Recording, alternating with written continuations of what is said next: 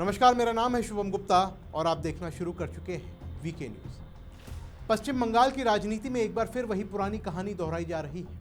एक तरफ चुनाव आयोग है जो कहता है कि मतदाता सूची साफ करनी है, फर्जी नाम हटाने हैं, योग्य नाम जोड़ने हैं। दूसरी तरफ मुख्यमंत्री ममता बनर्जी है जो हर बार इस प्रक्रिया को साजिश बता देती है और इस बार मामला 7 सहायक निर्वाचन पंजीकरण अधिकारियों का है।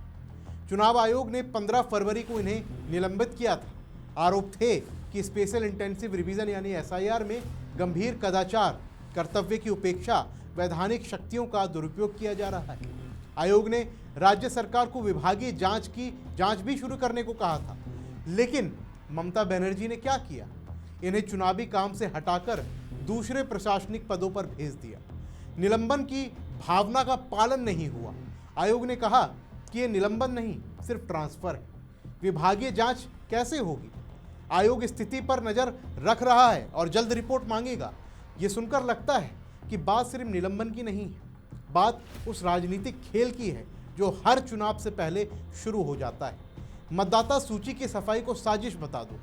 अल्पसंख्यकों, गरीबों, SC/ST, युवाओं के मत अधिकार छीने जा रहे हैं। यह ममता का पुराना राग।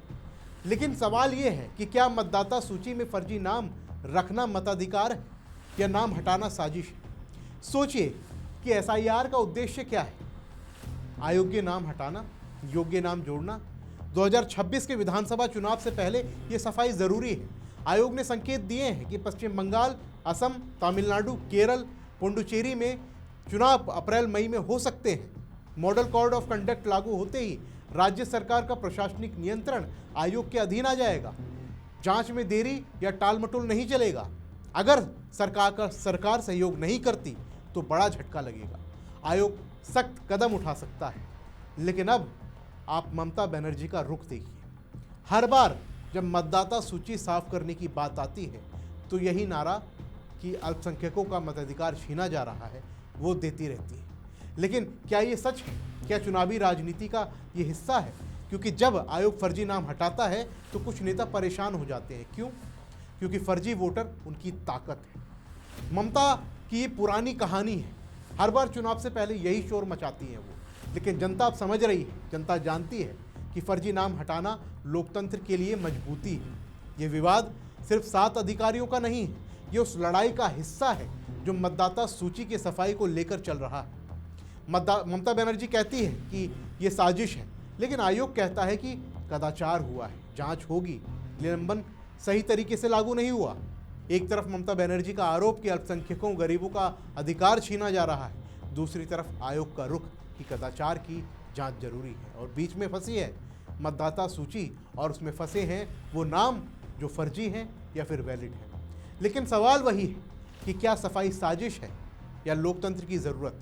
ममता बनर्जी की आदत पुरानी है। हर बार जब चुनाव नज़दीक आते हैं तो यही राग वो अलापने लगती हैं। लेकिन जनता वो अब समझ गई है। जनता जानती है कि फर्जी वोटर से लोकतंत्र कमज़ोर होता है और साफ सूची से मजबूत होता है। हम इस मामले पर नज़र रखेंगे। आने वाले दिनों में क्या होता है? विभागीय जांच की रिपोर्ट, आयोग का अगला कदम, ममता का अगला बयान, सब देखना होगा। लेकिन सवाल वही रहेगा कि क्या मतदाता सूची की सफाई साजिश है या लोकतंत्र की बुनियाद? तब तक के लिए आप सोचिए कि जब साफ मतदाता सूची पर सवाल उठते हैं तो लोकतंत्र कितना मजबूत होता है। और इसका जवाब हमें कमेंट बॉक्स में ज़रूर लिखिए। हमें आपके जवाब का इंतज़ार रहेगा। फिलहाल के लिए इस रिपोर्ट में बस इतना ही। मिलते हैं अगली वीडियो में, तब तक के लिए जय हिंद। वीके न्यूज़, राष्ट्र के नाम।